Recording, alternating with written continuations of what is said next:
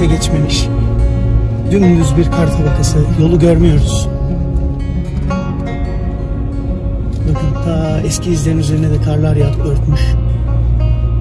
Harika görünüyor.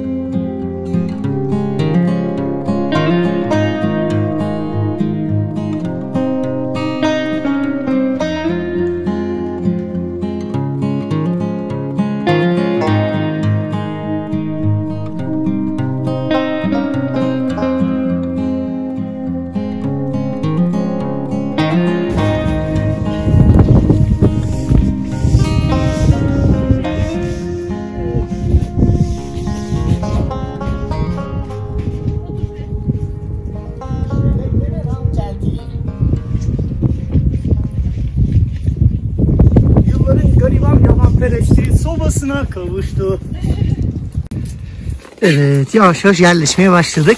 Bu da küçük kampçı Arya. Merhaba Arya. Kapanma kapanma. Ellerim mi üşüdü? Bakayım. Oo, çok şişmiş. Ceplerine sok anneciğim. Merhaba Gamze Hanım. Merhaba. Evet. Ay. Merhaba Arya Hanım. Merhaba. Ellerin mi üşüdü senin? Hemen sobayı yakalım hadi. Babacığım bırak video çekmeyi, sobayı yaksana de. Babacığım bırak video çekmeyi, sobayı bıraksam. Yaksana. Yaksam. Bu çocuk donmuş. Kızım alış diye yapıyoruz herhalde.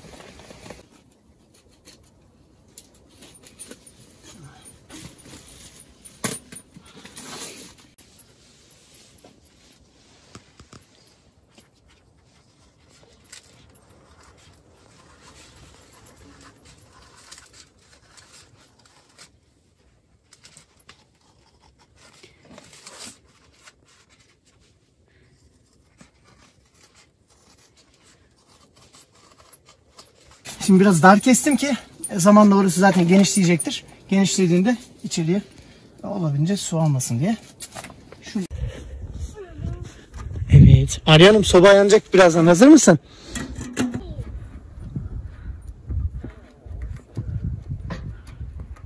Evet.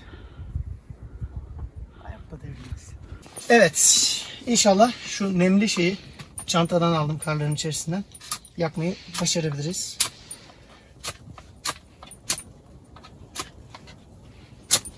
Başardık.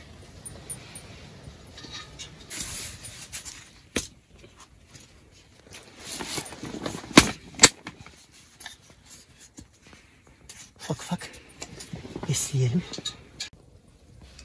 Evet. Sobamız yanmaya başladı.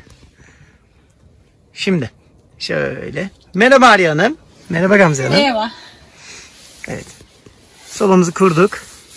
Şimdi o tülü de toplayacağım. Deliğimizi açtık ve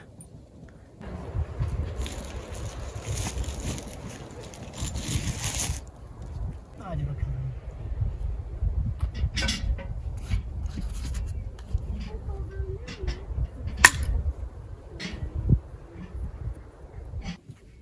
Şöyle dur şurada.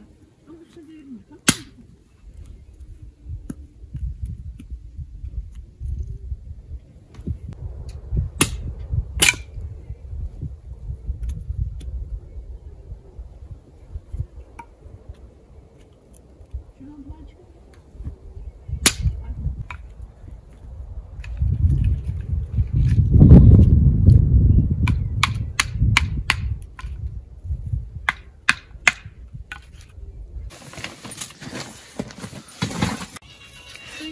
Merhaba Arya Hanım. Biraz böyle mutsuz gibi gözükmeye çalıştın ama yemedik. Merhaba Gamze Hanım. Merhaba. Evet arkadaşlar. Radyo dinliyoruz. Bizde ortam şu an böyle. Ha şöyle şunu açıklayayım. İlk başta yaparken biraz yakın tutmuştuk. Onu hemen fark edip düzelttik. Ufak bir gererme dediğimiz böyle ufak bir kızarma durumu oldu orada. Şimdi fakir soframıza buyurun efendim. Şöyle ufak tefek bir şeyler atıştıracağız hemen börekle. Daha sonra da keyfimize devam edeceğiz.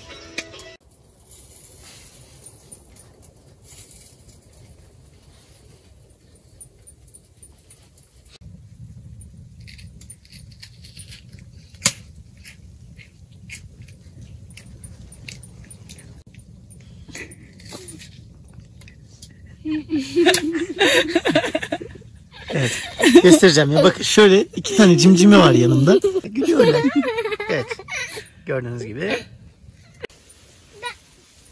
Sen de yeşil yerleri boyamaya başlamamışsın. Bak ben ne kadar mavi yerleri boyuyorum. Ne kadar boyuyorsun? Bak. Aa, çok güzel boyamışsın mavi yerleri. Yana yatırırsan kalem daha kalın boyuyor, bilgin olsun. Arya mavi yerleri boyamış. Anne yeşil yerleri boyamamış. Sobayı şimdi biraz kıstık. Ama İçeride böyle birazcık daha ufak kaldı. ufak yanıyor. Çok yoruldum. Frok. Birazcık dinleneyim. Bizimkiler İngilizce çalışıyor. Yumurta, Ben kızarmış de yumurta. azıcık yattım. Belimi dinlendiriyorum. Arkadaşlar çadır buymuş ya. Hiç öyle sobasız çadırlarda gece girip tulumun içine sıkışıp kalmanın anlamı yokmuş gerçekten. Çok keyifli. Doğum günüymüş.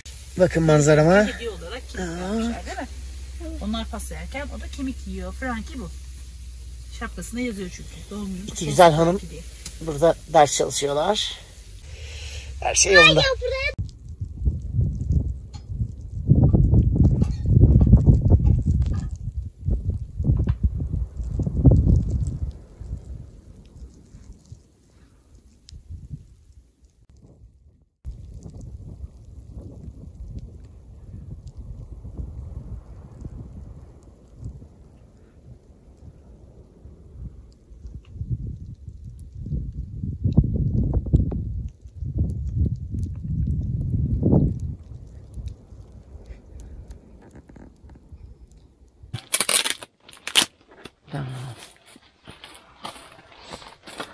Hadi ben de anneleri bunu. Arya bak sana ne göstereceğim.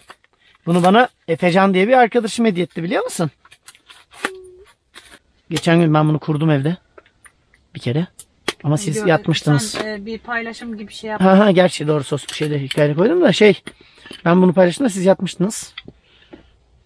Evet bak böyle iki tarafını delmiş. Şöyle birer. Bir şey söyleyeyim mi? Ha canım. Bugün bir şey izledim. Hı. Yaşlı bir teyzeye ile röportaj yapıyorlar. Diyorlar ki, Hı. yaşlı teyzeye diyorlar ki, gençliğine geri dönebilsen, onu ne söylemek isterdin? Evet. O da diyor ki, bırak, risk al. Düşünerek yaşama. Sadece risk alarak hayatını yaşa. Risk almadan yeni şeyler deneyemezsin ve yaşadığını hissedemezsin. Kesinlikle. Ve ben bugün onu izledikten sonra ya dedim. Ya tabii neyi ya. bekliyoruz Ya tabii Neyi ya. bekliyoruz yani? Ya en fazla dönerdik. En fazla donarız. Donarız, döneriz. Bir şey olur. Yolda kalırız. Bir şey olmaz. Ne olacak? Selda'cığım ararız gönderir. Selda abla getirir. Selda abla bizim sigortacımız. Sen Ama çekemiyorsun şu an. evet. Ama ne kadar şey. Ya haberin yok değil mi? Şunu bulamadım, şunu bulamadım. Nerede? Evet işte bu. Aferin kızıma. Buldu ya.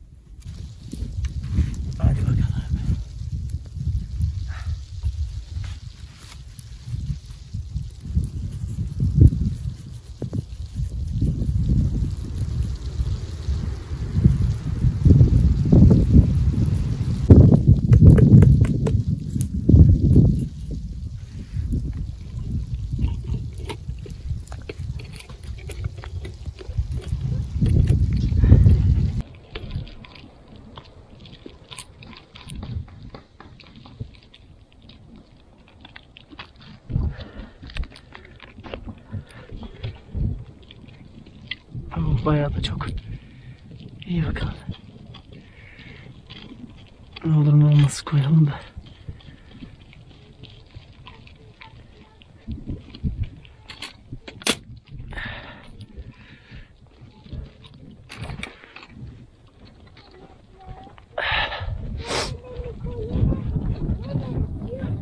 Ne dedi?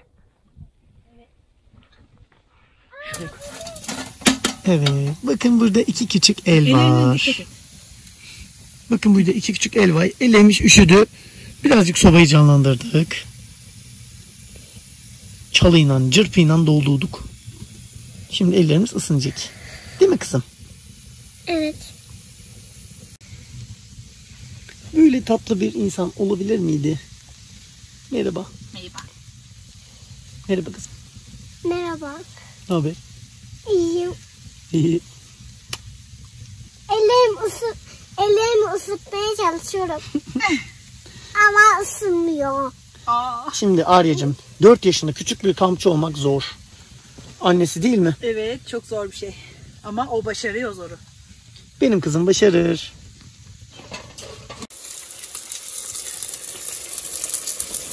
Makarnamız oluyor.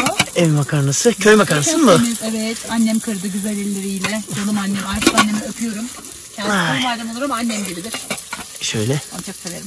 Bunlar hep böyle söylenir ama yok gerçekten. Şimdi üzerine gelip şaka yapamayacağım. Gerçekten Gamze annemi sever. Annem. İki annemize de buradan sevgilerimizi yollayalım. Sobamız da yanıyor. Şurada bakın kafa kamerasıyla bize çekim yapan bir küçük hanım var. Merhaba küçük hanım.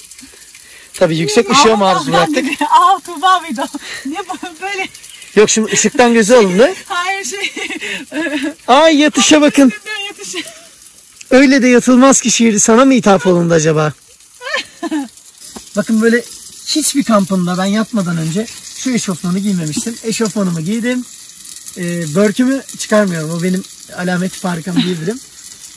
Börkümü çıkarmıyorum ama eşofmanımı giydim. Polar. Yalnızca bir polarla oturuyorum. Altımda da tişörtüm var. Rahat rahat oturuyorum. Zaten soba şu an çok sıcak olduğu için poları da çıkartacağım. Her şey yolunda. Çok keyifli bir ortam oldu bizim için. Birazdan çadırı ve sobayı kontrol edelim dışarıya çıkıp sonra da yatmaya hazırlanırız. Yemeğimizi yemek için de çalışıyoruz. Evet. Gamze Hanım. Ünlü şef. Gamze. Basitçi yemek. Gamze Beder. Emine Beder. Senin bir Emine Beder şeyin vardı, ya, şalın bir ara vardı. öyle yapıyordum değil mi? 20 Doğada. kilometre yürüyüşlerine gittiğimizde. Evet. Herkes... İnşallah Arya'yla da gideceğiz o yürüyüşlere. Merhaba Arya. Bizimle 20 kilometre yürüyecek misin? Işık rahatsız etti Yürür biliyorum. Vallahi yürür. Hiç. Bu arada şöyle gösterelim. Kızılderili çadırımızın tam ortasındaki direk ki bu kanvas çadırların hepsinde var. Gayet kullanışlı. Işığımızı da astık oraya. Evet. Çoğu zaman itiraf ediyorum iş yerinde bile eğer toplantım yoksa odama kendimi kapatacaksam soğan yemeyi tercih ediyorum. Bu benim. Ben çok ilaç kullanmayı seven biri değilim. Doktora gitmeyi de seven biri değilim. Gamze biliyor. Doktora gitmek, hastaneye gitmek benim için bir fobi gibi yani böyle gerçekten hoşlanmıyorum. O yüzden gerekmedikçe gitmiyorum. Bunun yerine doğal bir antibiyotik mi diyelim. Doğal bir ilaç olarak soğan ve sarımsak tüketmeyi tercih ediyorum. Hemen soğanımızı keselim.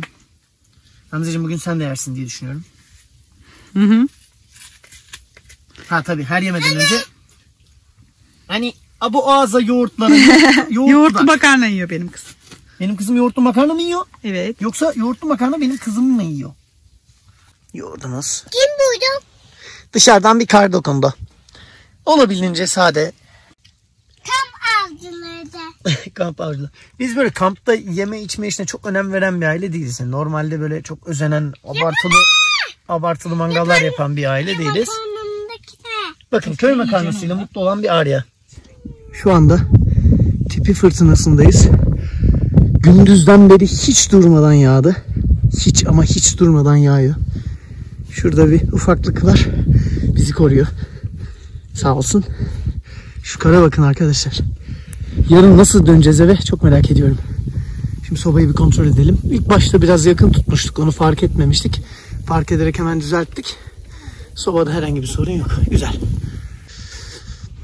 Şu fırtınaya bakar mısınız? İnanılmaz yağıyor. Harika.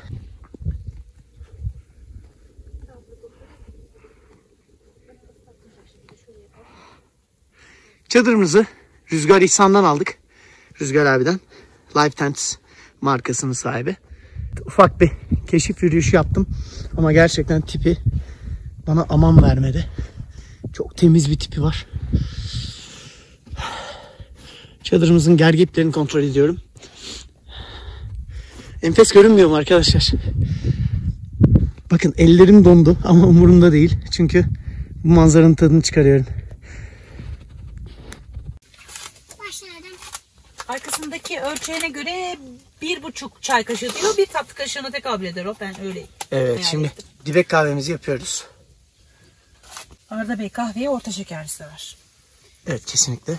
Ben şekeri Tatlı bıraktım. kullanmıyor hiç. Evet, şekeri bıraktım ama şekeri bırakmadığım tek şey Türk kahvesidir. Ki bu şu an Türk kahvesi olmayacak, dibek kahve olacak. Evet, dibek kahvesi yapıyoruz. Şimdi dibek kahvesi kimden geldi? Şöyle göstereyim. Arkadaşlar Kütahya'dan geldi. Yani Demiray sobadan geldi. Hani sağ olsunlar, çok ince bir davranışta soba satın aldığım için. Sonrasında bana minik bir, yani YouTuber olmanın bir avantajı diyelim, minik bir sürpriz yapmışlar ve Gediz tarhanası ve dibek kahvesi göndermişler. Tarhanayı da yarın öğlen yapacağız inşallah, Allah izin verirse. Evet, inşallah yapacağız. Bir kaza olmazsa, çünkü bütün gün böyle bütün gece tipi yağarsa zaten bir süre tarhana ile yaşamak zorunda kalabiliriz. Dışarıda Rüzgar şarkı söylüyor.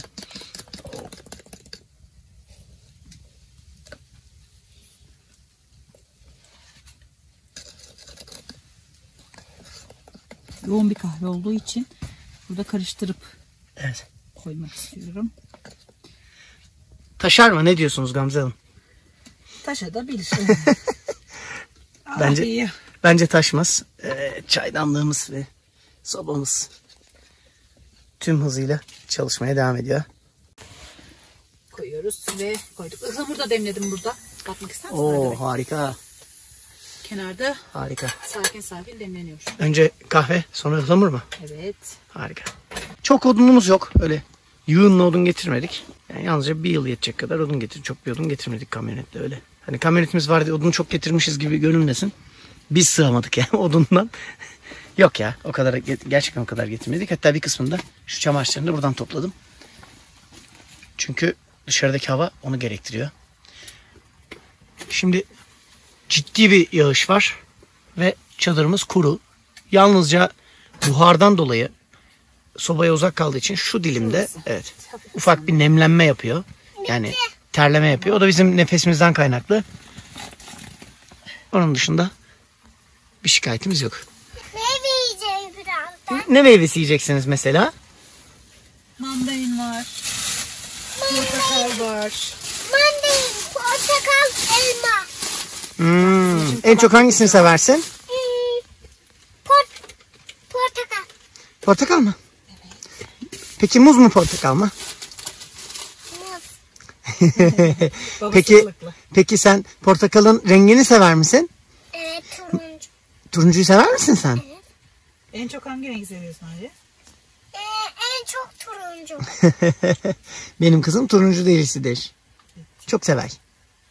Bu arada ben kısa kolaya geçtim yani, o kadar sıcak içeriz. Evet, içerisi bayağı sıcak. Ben de yandım birazcık. Öyle mi? Seni çıkartabilirsin ama senin arkandan serinlik gelebilir. Ben sobanın yanında değilsin benim. Of.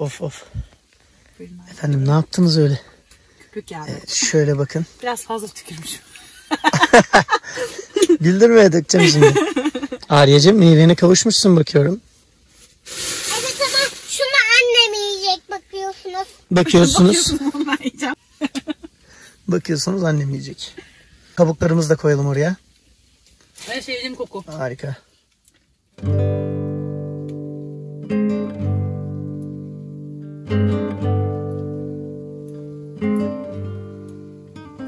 Hem Gamze hem kızım uyudular. Daha doğrusu yattılar. Gamze uyudu mu bilmiyorum. Uyudu mu Gamze? Uyumuş. İnanılmaz düzeyde bir kar var. Tipi hiç durmadı. Hala yağıyor. Belki ses de geliyordur. Çok küçük, seyrek. Böyle çisem dediğimiz, hani çiseleme şeklinde yağıyor ama hiç durmadı. Bütün gün yağdı. Zaten bugün hani malum Ankara'ya ve tüm Türkiye'ye gelecek olan 10 günlük kar yağışının ve soğuğun ilk günüydü. Ankara'da da pek çok yerde sürekli küreme çalışmaları olduğunu haber aldık. Burada tabii ki küreme çalışmaları yok. İnşallah yarın mahsur kalmayız. Çünkü biraz önce gündüz indiğimde kar 10 santim falandı, 10-15 santim. Şimdi botumu buldu. Yani botum benim uzun yakalı bir bot ve buldu. Yaklaşık 20 santime geldi. Yarın sabah kalktığımızda bizi nasıl bir kar bekliyor, nasıl bir ortam bekliyor olacak çok merak ediyorum.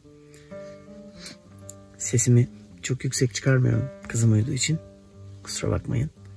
Ama şimdi ortamımızı size gösterdim. Çok güzel, loş bir ortam var. Dinleniyorum. Birazdan saati kuracağım. İlk kez sobalı çadırda kamp yapıyorum. Gece bu insanların, yani sobalı çadırda kamp yapan kampçılar nasıl kalkıyor, nasıl o uyku sersemiyle ateşi yakıyor ya da sobayı yakıyor çok merak ediyorum. Ben -20'de de yatsam tulumu vurdum mu kafaya yatar geçerim. Ama şimdi burada korumam gereken bir küçük hanım var. Rahatsız edip de ışıkla onu göstermeyeyim. Onu korumak için gece tabii ki ateş yakmam gerekiyor, yani sobayı. Gamze de burada. Tabii ki Gamzeciğimi de korumalıyım.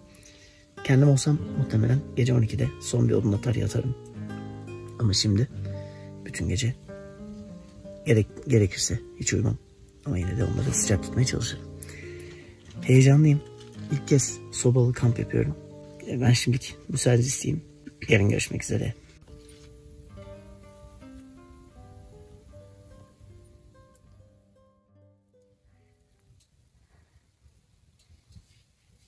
Günaydın. Günaydın. Merhaba Arya. Merhaba. Gece üşüdün mü söyle bakalım. Hiç üşümedin mi? Baba üşütmedi mi seni? Yandım gece sıcak. Evet. Güzel tulumun içinde yattın. Sıcacık odunların içinde yattın. Bir de kızımla bıcak uyuyorum. Aa, bize kızını tanıtır mısın?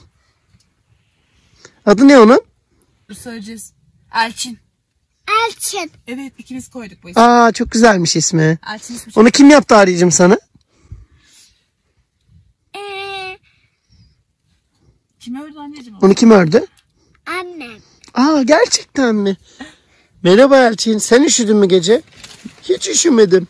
Çok mutluydum. Tulumun içine yattım. Kocaman tulum. Nasıl üşüyeyim canım?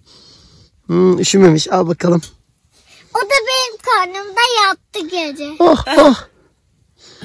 İyi bakalım, sobamız yanıyor. Evet. Ama burada işler hiç iyi değil. Çadırın içi, yani cibinlik kısmı buz tutmuş arkadaşlar. İçeriye sarkıtlar oluşmuş. Bir kısmını kırdım. Gamze tabii ki kafası benden daha iyi çalıştığı için niye kırıyorsun, onları göstersene dedi. Bak buraya yerler. Niye kırıyorsun kardeşim, onları göstersene, insanlar bunları merak ediyor dedi. Ben de tabii sonunda Gamze'yi hak vererek videosunu çekmeye karar verdim. Şimdi açız. Ama Harika çok bir açız. kahvaltı yapacağız. Dün 14.000-15.000 adım civarı attım. Sadece şu bölgede, yani çadırın etrafında falan. Güzel bir kahvaltı yapalım. Ben de gideyim şu gece yakamadığımız, hacmi çok büyük olan odunları yakayım. İçeriye sokmaya çalıştım, odunu da göstereyim de hani. Şu kütüğü direkt sokmaya çalıştım arkadaşlar.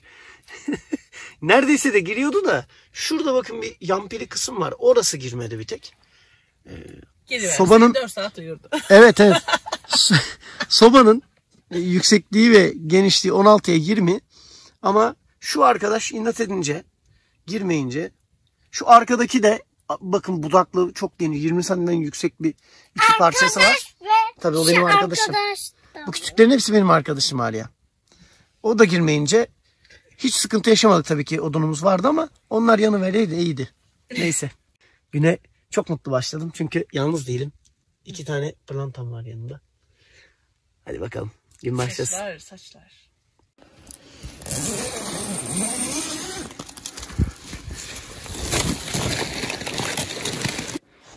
Harika. Uf, ayak izi falan kalmamış Gamze. Kazıklar gömülmüş. Çok güzel.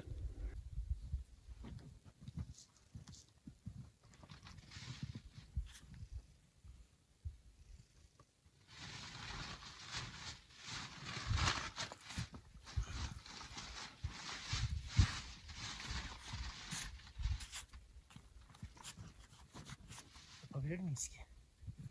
Şöyle biraz çevirelim.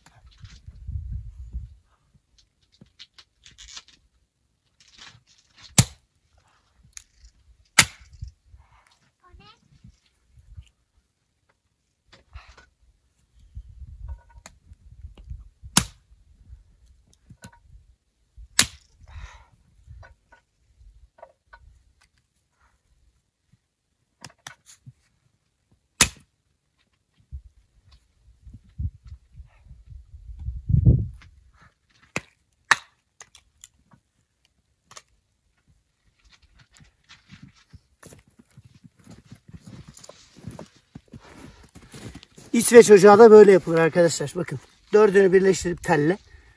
Arasında ateşi yakarsınız. İçinde de talaşları yakarsınız. İşte İsveç ocağı.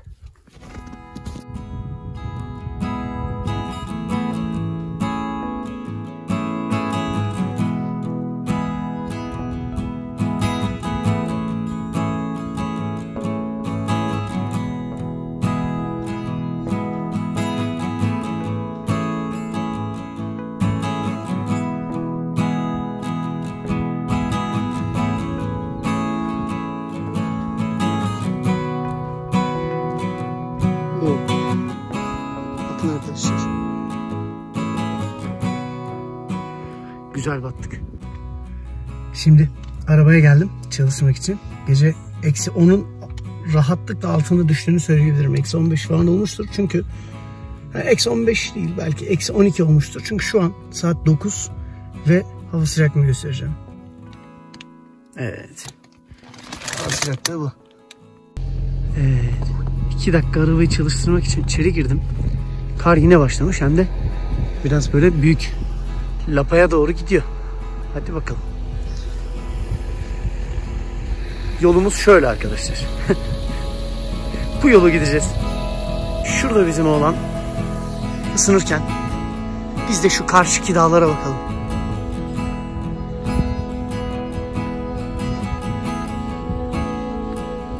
Uf, uf, uf, uf, uf, uf. Manzaraya gel. Aman tanrım. Beynam, sen ne güzelsin Beynam.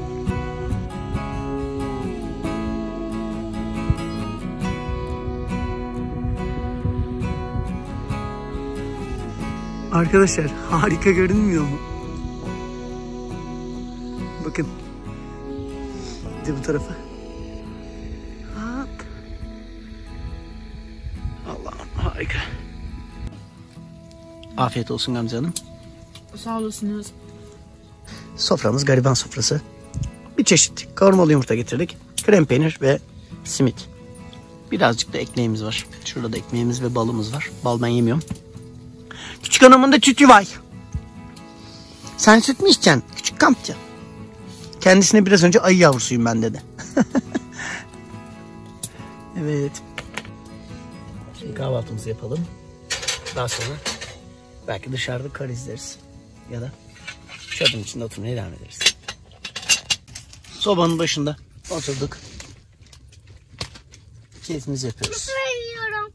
Evet, Arya en sevdiği mısır cipsini yiyor. Benim de en sevdiğim. Neydi o? Nuts. Yer fıstıklı. Gerçekten ben öyle bir ürün görmedim arkadaşlar. Nuts'ın yer fıstıklısı. Bakın şu. Şu arkadaş. Açık sarı.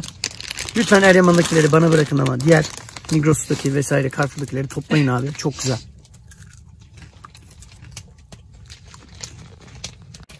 Ihlamurumuz da hazır. Sobamız yanıyor. Şöyle. Bu birden yanabilir bu arada. Altı alüminyum olduğu için. Tamam, yavaş yavaş kaldırarak yapalım.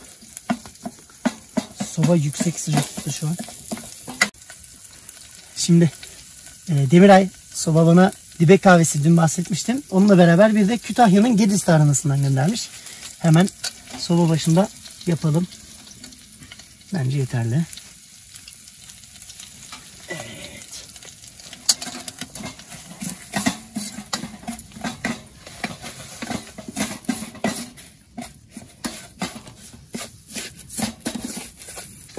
İçine domates salçası koydum. Yaklaşık bir kaşık. Bir kaşık kadar tereyağı koydum. Nane koydum. Sarımsak koydum. Göz kararı koydum sarımsağı. Kafama göre. Öyle. Şu anda onu tarhana ile beraber kavuruyorum. Sonra da suyunu ilave edip çorbamızı pişireceğiz.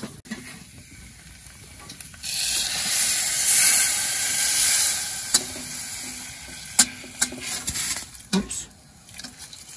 Şöyle koyalım. Dibi tuttu bile.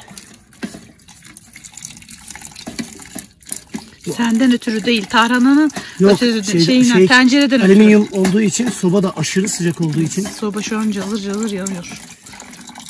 Yüzümün yarısı eridi arkadaşlar tarhana yaparken. Bence yeterli Gamzeciğim.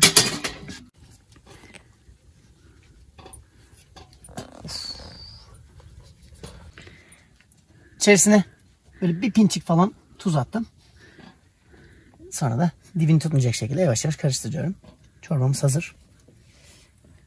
Tadına baktık. Muazzam lezzetli bir çorba ortaya çıktı. Bizim Muğla tarhanası meşhurdur biliyorsunuz. Hem un hem bulgur tarhanası. Yediz tarhanası da Muğla tarhanası kadar olmasa da tabii ki en az onun kadar lezzetli, işin şakası bir yana. Çok lezzetli görünüyor. Hem de tadı da güzel. Afiyet olsun bize. Çok teşekkür ederim Demiray firmasına. Gerçekten mutlu olduk ya. Hani böyle çam sakızı çoban armağan dedikleri bir hediye türü vardır ya böyle. Hani kendisi küçük de olsa büyük de olsa varlığı bereket getirir, mutluluk getirir. İşte öyle bir hediye oldu bizim için bu iki hediye. Tarhana ve dibek kahvesi. Çorbanın dibini gördük. Arya Hanım, çorbayı beğendiniz mi? Evet. Bundan herkes yapmalı. Gerçekten mi ya? Vallahi beğendin mi? Ne içtik biz şimdi? Ne çorbası içtik? Mercimek mi içtik? Ne Tarhana. Utanma kızım. Biliyor aslında da onu Utanıyor. Ne tarhanası bu biliyor musun babacığım? Kütahya Gediz tarhanası. Anneannen yapıyor ya, gönderiyor ya. Hı. Ona benziyor değil mi? Evet. Oh şifasın kızım. Oh afiyet olsun. Hadi Eline bakalım. sağlık. Elinize Sobamızın sağlık. artık son demleri başlamışken biz de ufak ufak toparlanmalara başladık. Yavaş yavaş. Şöyle kurduğumuzu da gösterelim. Yavaş yavaş toparlanmalara başladık. Şimdi içeriği toparlıyoruz. Birazdan dışarıyı da toparlayacağız ve sonra yolumuza devam edeceğiz. Arkadaşlar kar aralıksız yağdı. Saat şu anda 2:30. 2 saattir falan dışarıda ve içeride sobayı topla, etrafı topla. Uğraşıyoruz. Her yeri topladık. Çöpte bırakmadık ama hala kar yağıyor. O yüzden çok çekimlere devam edemedik. Etrafı toplayacağız, kızımızı üşütmeyeceğiz derken. Şunu göstereyim. Arabanın üstündeki kar, aynanın üzerindeki kar bence her şeyi anlatacaktır. Bir an önce toparlanıp yola çıkmamız gerekiyor. Bu videomuzda bizi izlediğiniz için ve bize eşlik ettiğiniz için çok teşekkür ederim. Nice kamplarda görüşmek üzere. Hoşçakalın.